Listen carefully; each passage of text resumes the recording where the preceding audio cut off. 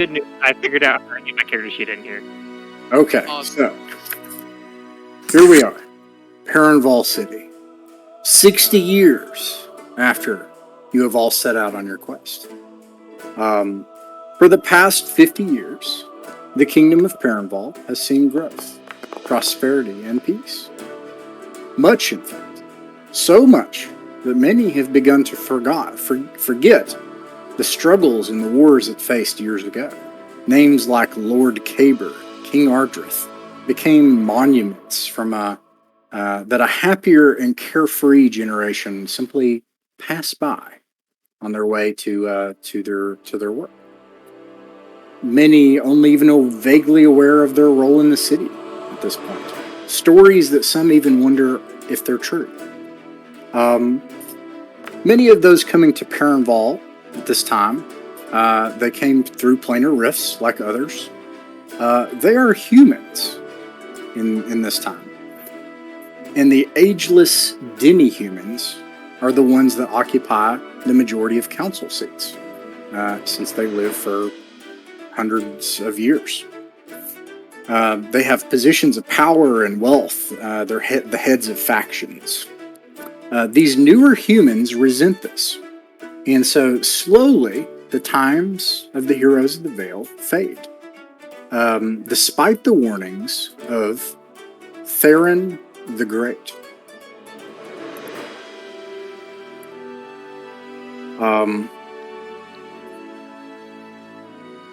Thanks to the foresight of Tasha Igwilf, Theron was given a glimpse into the future. He used time in a similar way, similar to Dain Yurnheart. And so he lived hundreds of normal mortal lifetimes as a high elf does, gathering information and allies and powers and things, all without the use of his right hand and the inability to cast spells. Tasha knew that Theron would become corrupted. So did Theron. He saw this. He had changed, as the others had. And so this was his one chance to save the city that he loved. He would never cast a spell again, and he would expend his long elf life trying to do what he could to preserve Perenval, and taking this knowledge back to prepare the city. With the time he had, he brought wonders to Perenval City. He helped Galby Mudbelt reclaim her ancestors' ability to raise magic walls, and introduced a new weapon to Perenval City. Unfortunately, at the very end, after 50 years, this prophecy didn't come true. The work of Theron the Great was nearly compromised. Charles the Regent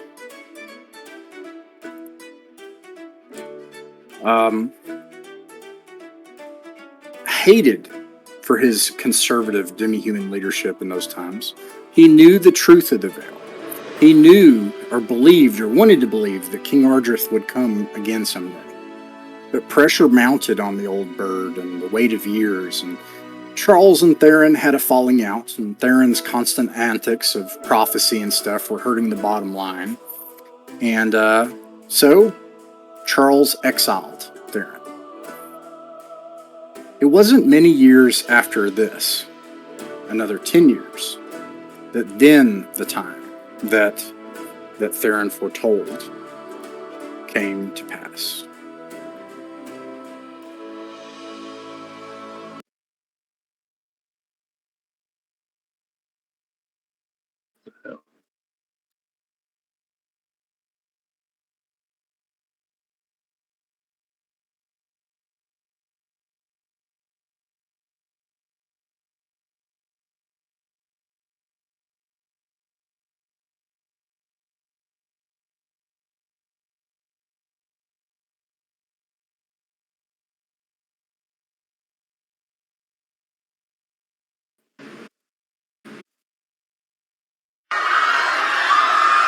Hello. I can hear you.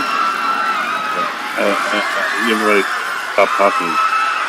Yeah, Ross is loading.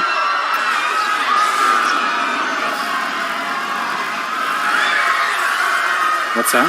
Not in the bad way, though.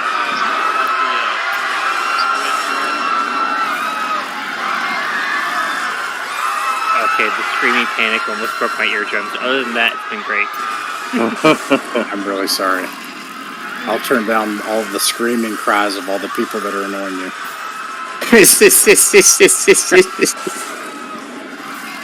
Sorry for inconveniencing you with our dying. Ships appeared in the sky over the once peaceful Perenval City, and magical beams of energy burst out from their amphibian hulls and smashed into all the structures that had been built and raised, and no kingdom could possibly survive this kind of onslaught, except if they're prepared. And so, the weapon that Theron prepared Perenval with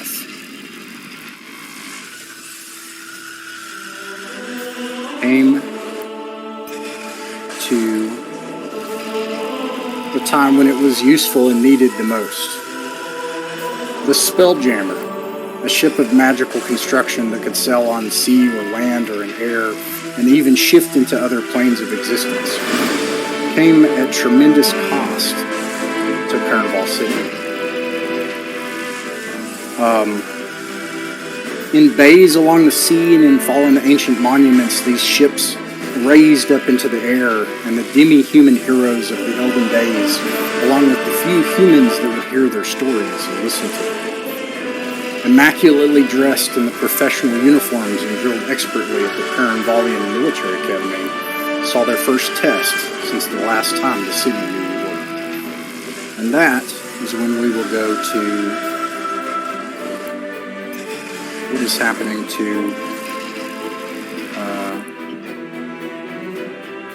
Dain. The Imperial fleet did its duty that day.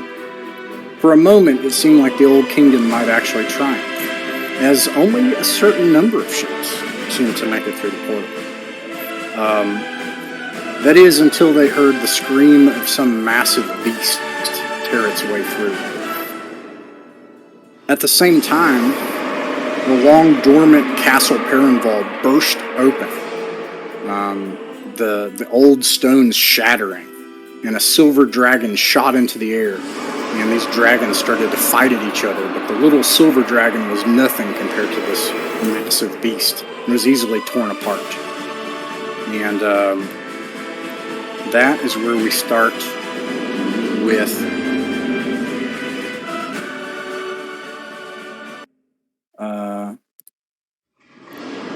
Dain.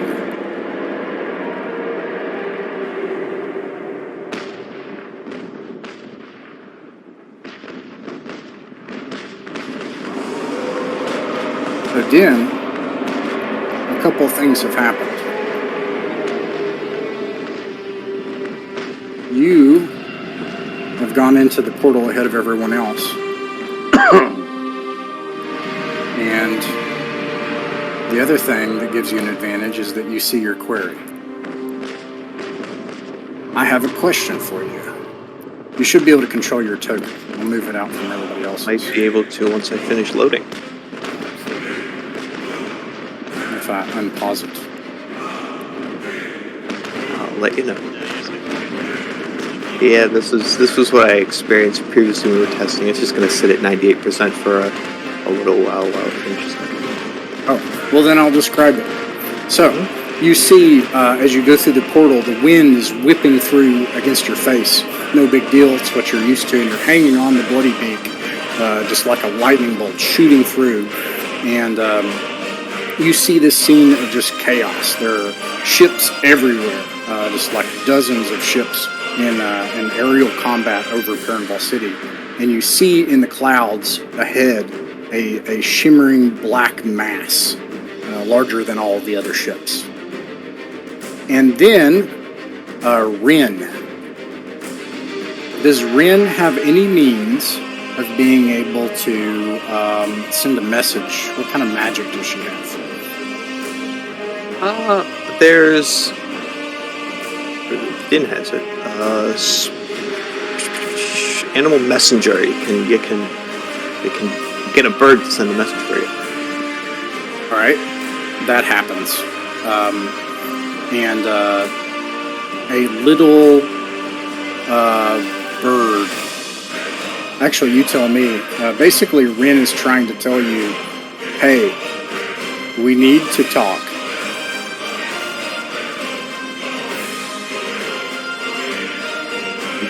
Kind of busy at the moment. Can this wait? I think that she can't talk through the animal, can she? Nope. Well, that's all you get then. All right. She could be the animal alternatively. Druids can do that.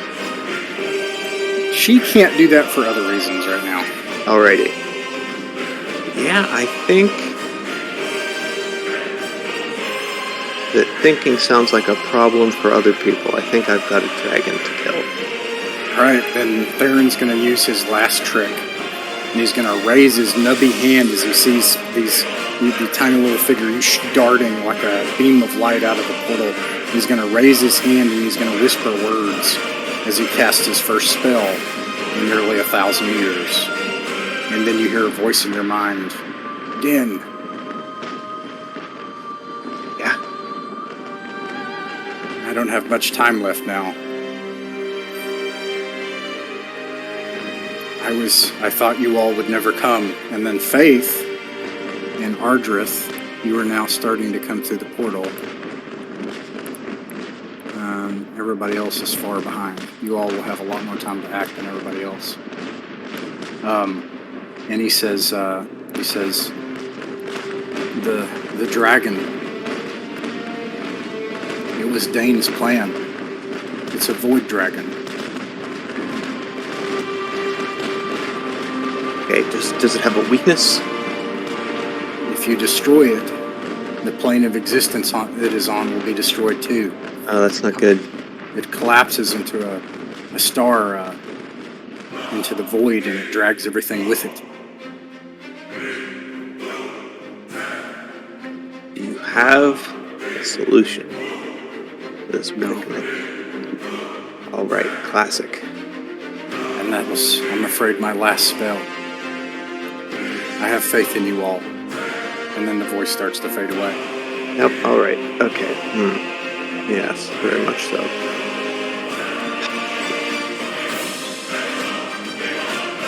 Now you're darting towards what is certainly that dragon with this bomb.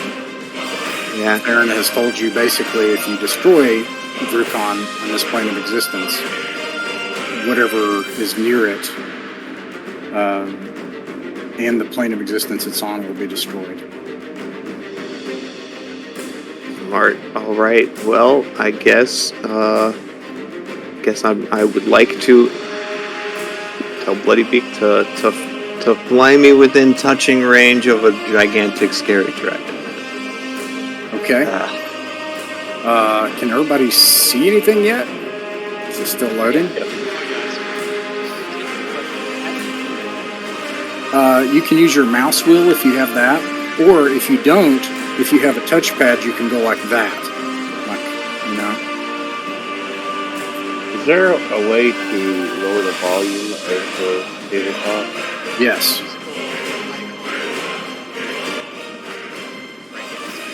Oh, sweet. Okay. Sorry about that. Yeah. Can you it's just say like Roll20 or anything else? You got to kind of tweak the volume when you get in there. And yeah, for sure. By default, it has the current playing section open, but if you open global volume, you can just turn down the whole playlist. Can you say again how to move the screen left, right, or up or down? I can just zoom in or out with my keypad right now. The right clicker moves it around. You just have to click and wait for a second sometimes and drag it around if you've got lag. But that'll move it around. And then, yeah, you got to kind of like hang on to it for a second because it'll delay. But, yeah. Any other questions? The arrow keys work too. Mine don't. That's how you do the guy. All right. I will bring you within. By the way, distance is going to be abstracted. So, like, it's like close, near, and far. But you're on Bloodybeak. You're going at like the speed of light. I'll say that you're there. And how many rounds does this haste? How long does it work? That's a great question. I suspect it's a minute. 1 minute. 1 minute. Okay. Well, that's a long time in combat terms, but not long in a giant Spelljammer aerial battle terms. I mean, So- it's technically only 10 actions. And rounds. So I'm going to say, basically, by the time you get there, and you can look at the distance, basically, if I bring the distance up, it's quite far, but you're easily there. That's like 1,000 feet.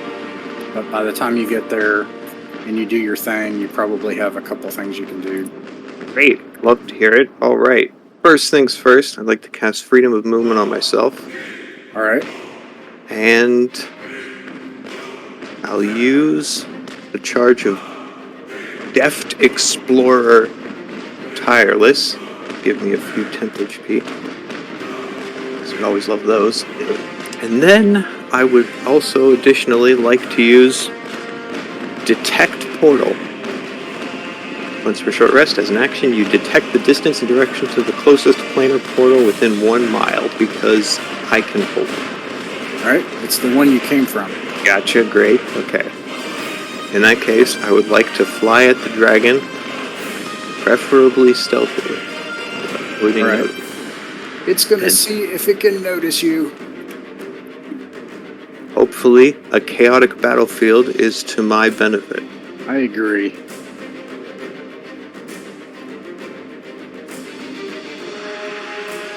I have too many things up, so I have to use my iPad too.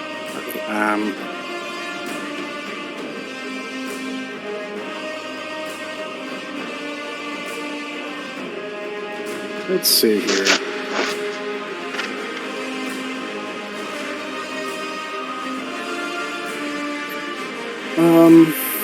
It has... No, I don't think it would be able to notice you. Charisma, I actually don't need to touch it, I just need to get within 60 feet of it. Alright. And I would like to cast... I've been successfully defeated. I would like to cast Banishment. You want to try to cast Banishment? Yep. Okay. I think that probably won't be able to mathematically work, but I just don't have a lot of ability to shunt my enemies into other planes of existence. So this is what I got. Let's check in. Oh! But it has to take that off your turn. Okay. Let's see. The Charisma saving throw. I don't even see anything that suggests that it would have advantage on that, so here you go.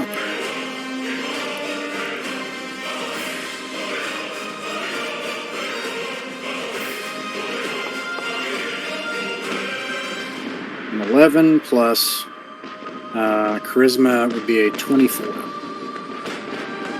Alright. He survives me this round. Alright, and he's going to use his legendary action to detect you. Ruh-roh. And at advantage, he's going to make a perception check.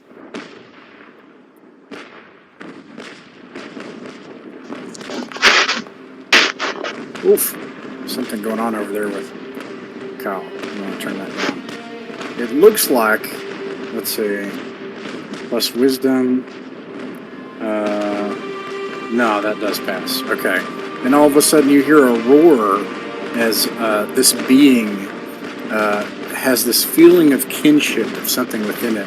And it senses you. And from within these clouds, as you try to fly close to it with Bloody Beak, it roars, and you can hear this voice reverberating in your mind saying, hate, hate, hate. And it recognizes its ancient enemy of Snickersnack. Great.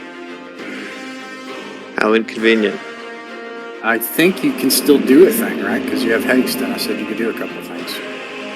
My bird has haste. But you don't.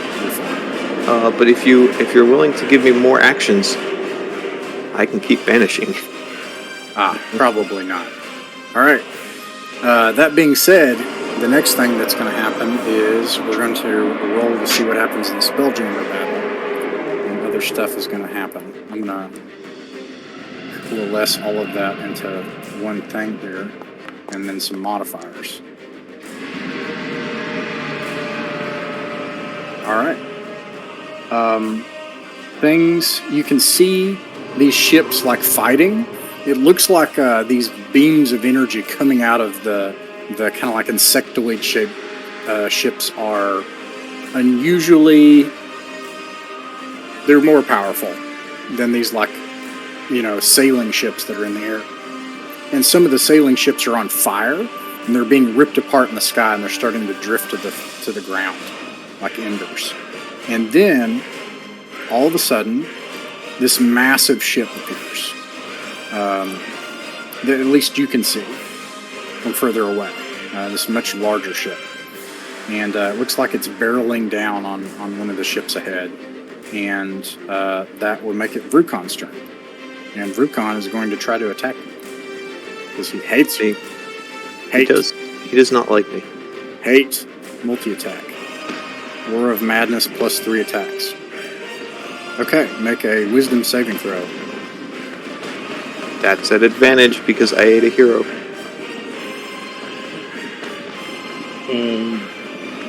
Not that it helped me much.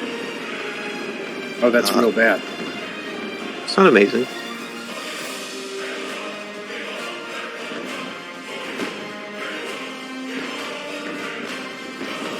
Okay. You are frightened.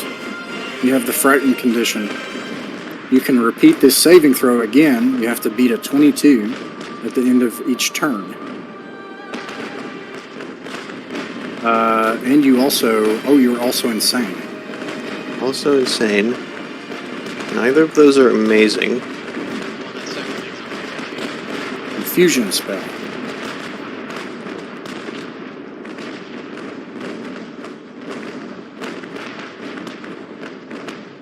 Not good, not terrible.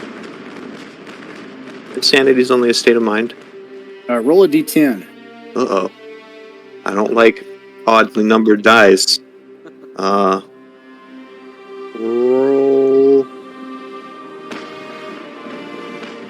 Give me a d10 here. That's a 3. What does the 3 get me? What do I win?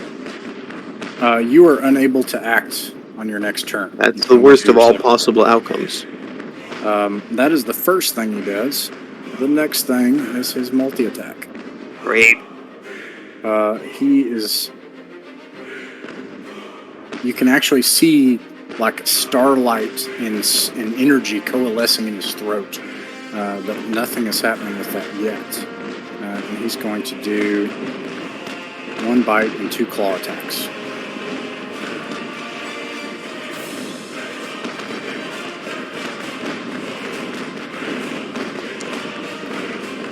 Did I lose my next action? Do I still have reactions now?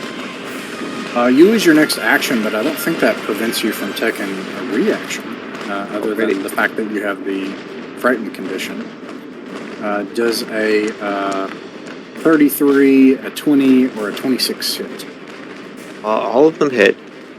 Okay.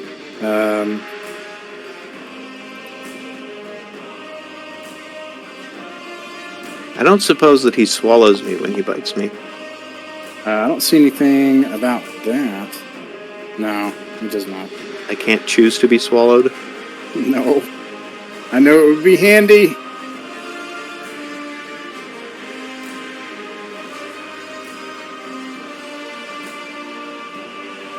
Alright.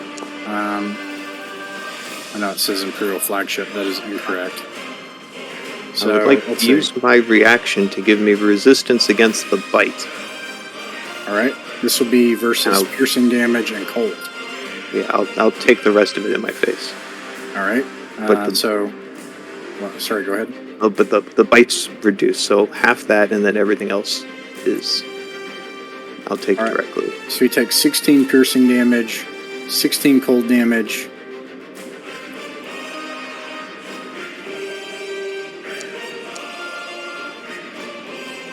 Another 21. Another 21 slashing damage.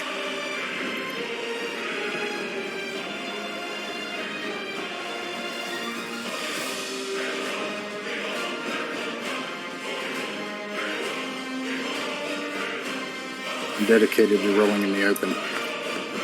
Otherwise, I would get my tactile dice out. Another 16 cold damage. And then one more round of the claw.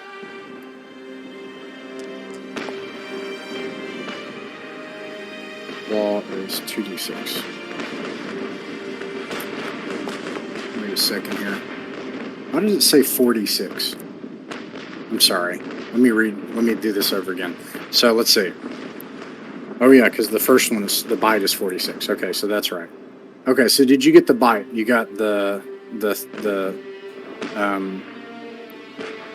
I have 11. entered every number that's been mentioned.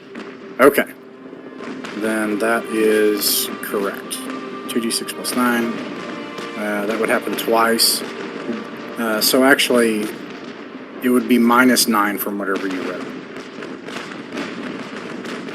Ready? All right, and that's the damage you take is No damage or 9 less damage. 9 less damage. Gotcha. All right, No problem. He starts like slashing at you, and I think some of it hits Bloody Beak and it knocks you, and you're actually like spinning in the air as you're holding on to Bloody Beak is what happens. And that is his turn. And with you frightened, I'm going to go back now to Faith and Argus.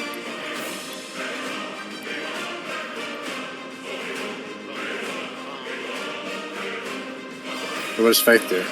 Faith, as soon as you go through the portal and you're like flying with your wings and stuff, and you got your sword of helm and everything. Above Perenval City, there's these ships that are like bolts of energy and cannon fire are smashing into each other as you fly through. Like one of them is like blowing up nearby, and then this massive one like flies by you nearby, and you can see further ahead, this shimmering black mass of what looks like starlight in the clouds much further ahead. It would take your full turn at dash to be able to get there. So I'm just doing close, near, and far. But you could do other things. There's other stuff going on. What do you want to do? I mean, could I like get partway there and then attack this big old squid here in the middle? That is a whole ship, but you could try to attack it. What's your plan? I know it's a ship, but you know, I don't know if they know that that's a ship. You know, it's a squid third line. Yeah, you could totally make it onto the surface of that Nautiloid. Like I literally just want to like attack like it, like slice its tentacles, or like, dab at the shell, or cast magic. Like clearly there's battle going on, and I've decided which side is evil. Yeah. It probably would be nonsensical to attack a ship. As you get closer, it looks like an insect further away, but as you get closer, you see it is in fact a ship, and there are all of these weird creatures on it that are manning it. And then you get closer and you recognize these are also those mind flayers you saw in the cavern. And they are in various states of dress as they're manning the ship and firing these arcane weapons at a nearby ship. Some of them out, hopefully one that looks like it might be steering, and then the next time I have a turn, I will be on my merry way. You can do that. Chaos. I mean, has word of radiance at any of the little enemies around me. You can make a insight check. That I feel also like. Yes. 15. 15. You have wings. They don't. And I don't see a fly speed on here. Mine is 60. Yeah. I mean, the people on the ship don't have wings. Oh. But, Word of Radiance, what does that do? You utter a divine word, and burning radiance erupts from you. Each creature of your choice that you can see within range, so like any of them that are within like 5 feet of you, basically, will take radiant damage with a con 19 save. Con 19, okay. Their con sucked. So, they fail. They take 19 radiant damage. All right, you streak through this nearby ship, and a bunch of them take 19 radiant damage. You like do a strafing run with angelic power striking into this ship. It affects a number of the crew on it. Chaos has been so. All right, now this goes back to let's see, Din. You can attempt your saving throw again. Alrighty, that was wisdom with advantage. Hey, look at that. There's a natural 20 in there for a 24. A 24, that passes. Although it is, I think it says at the end of your turn when you do that.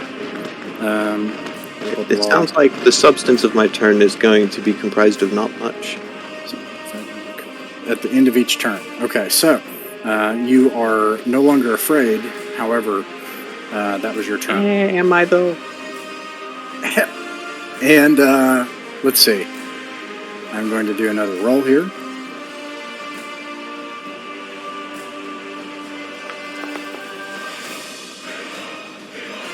Nine and 11. You realize that a lot of these ships are starting to really get just hammered. This one, however, just careens into a nearby Nautiloid and slams into it, taking the ram action. And Wait, so are there people on the big ship, or are they mind flayers on the big ship? all of the ship-looking ships are people, and all of the insect-looking ships have mind flayers. Alright, the ram action. Alright, what's that? So it's going to be a saving throw versus collision.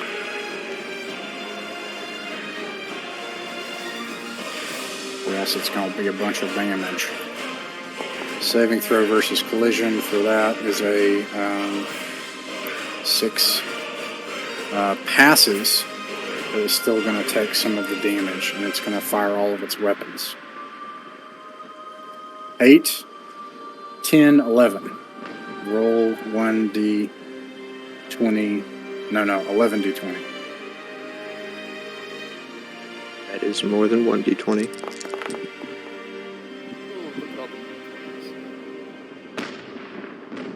Oh crap, I needed to know those. Oh, there we go, it breaks it down. Fun. Okay, got a nat 20 in there, so let's see. 1, 2, 3, 4, 5 failed. 5 minus 11 is 6. So 6 of those, and that does, and I'm not going to roll all the damage, but if I were, 6, let's see, 6 times 3 is 9. 90-10, and then it has hit points. Nautiloid has 180. So basically just a ton of damage. It slams into it, and it careens a little bit, taking some of the brunt of it, and then they start just firing point blank into each other as the wood of this massive ship starts to get peeled apart from the energy bolts that are slamming into it. The cannon fire is just slamming into this other ship. So that's what happens on that turn, and that makes it Vru'kan's turn. Din, you can see this energy building up in its throat. And it really hates you, and so it's going to try to attack you again. Understandable. Has Ardrith already passed? Oh, Ardrith, thank you. I am going to describe what happens with Ardrith in a moment. I'm going to resolve what happens with Din first. Let's see, but thank you. Let's see. Roll 3d20. D20. Now that I know I can see the results. 3d20 is not very bad. Okay, so a 19 plus 16, 15 plus 16, and an 8 plus 16, so 24 is the lowest one. All of those hit. Okay. Yeah, this thing starts to tear you and Bloody Beak apart, or try to. It's not breathing on me. I feel offended. It's not yet, but you can see this energy building in it as it starts to try to claw you. Actually, yeah, 2d10 plus 9. And this is the... Are you able to do something with this? You said this is... Yeah, I'll cut the... I'll use my reaction to cut the bite in half. All right. If it looks like it's not about to breathe on me. Yeah. Okay. So you take 6 plus 8 is 14 damage. Gotcha.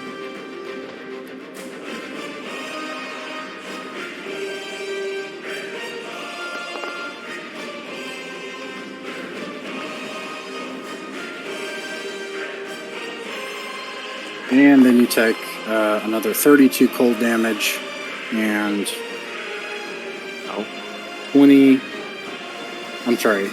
32 slashing damage and 20 cold damage. So 52 on top of the other one I said. Okay, is that everything? Yep, that's everything. How? Yeah, it's real bad. It's a void dragon. Okay. Okay.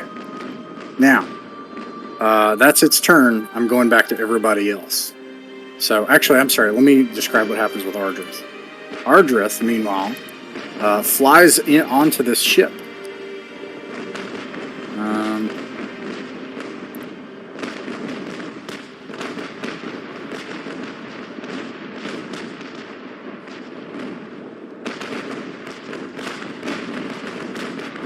And lands.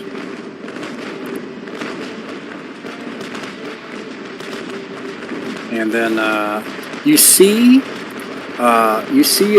Charles.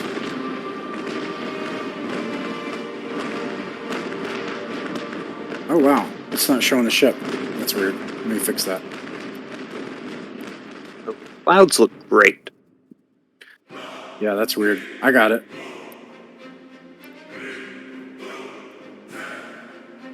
There's a ship. Charles, no, we don't. Yeah, and then you see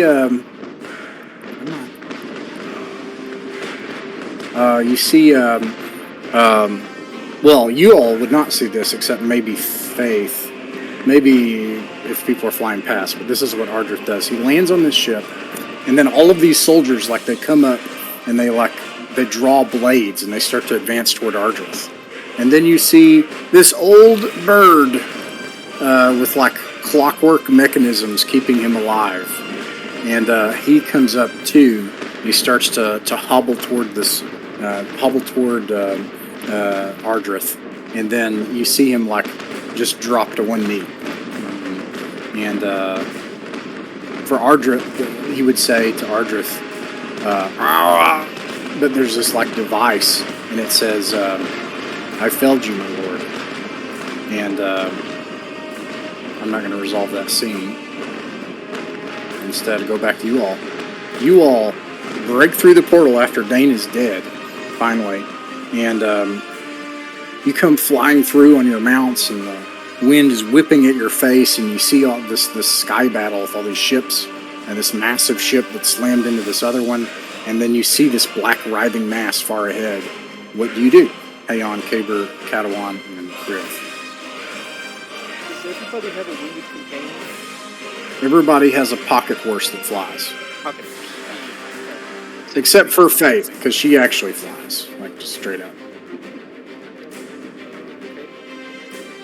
Katawan is going to try to move as fast as he can towards the dragon, and I'm not able to move my token. Alright.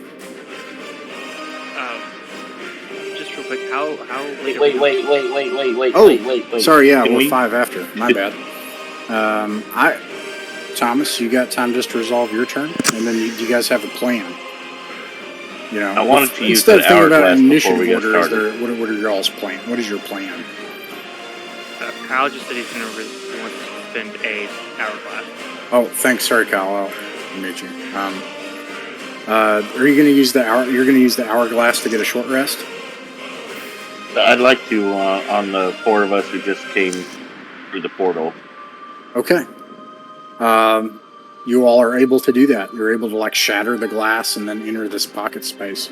And so Haon, Kaber, Katawan, and Kriv, you're able to take a short rest for an hour and get your hit points back, hit die, and any abilities you can get on a short rest. All right. What's the plan?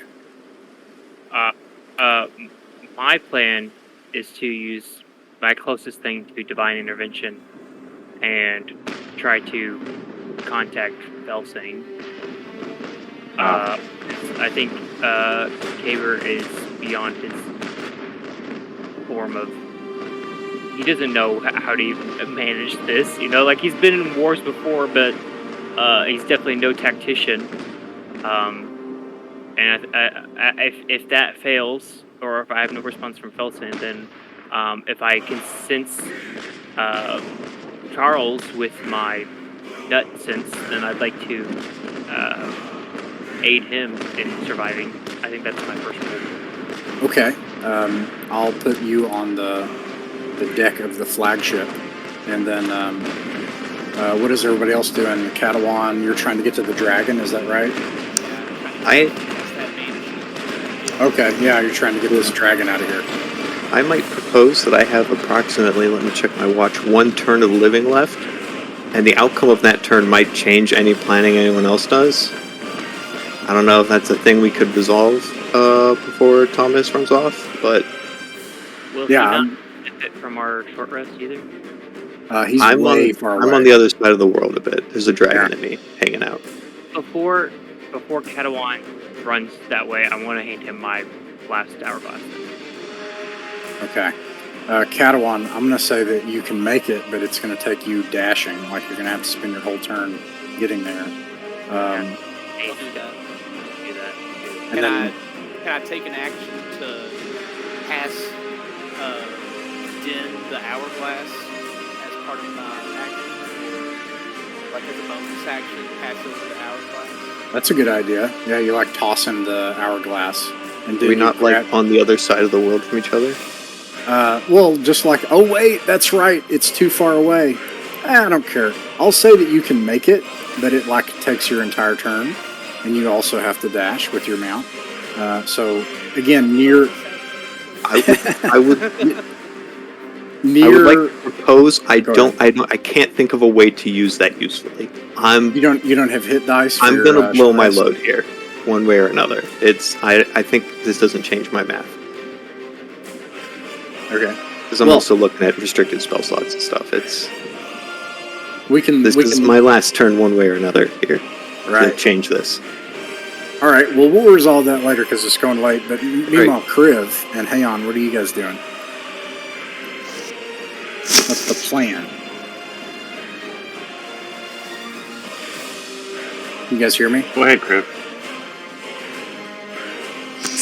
I'm not, Go ahead, Kriv. No, you go ahead. You're good. I'm just gonna get on Spelljammer and just start hacking at things. Okay, so you also go onto the flagship and join the battle? Yeah, that's what Yeah. Kriv's not good for spells or anything that's not hand-to-hand, so he's gonna jump into that where he can get the most hand-to-hand combat. All right. Well, that's where we're going to end for the night. Nice. Awesome. This is a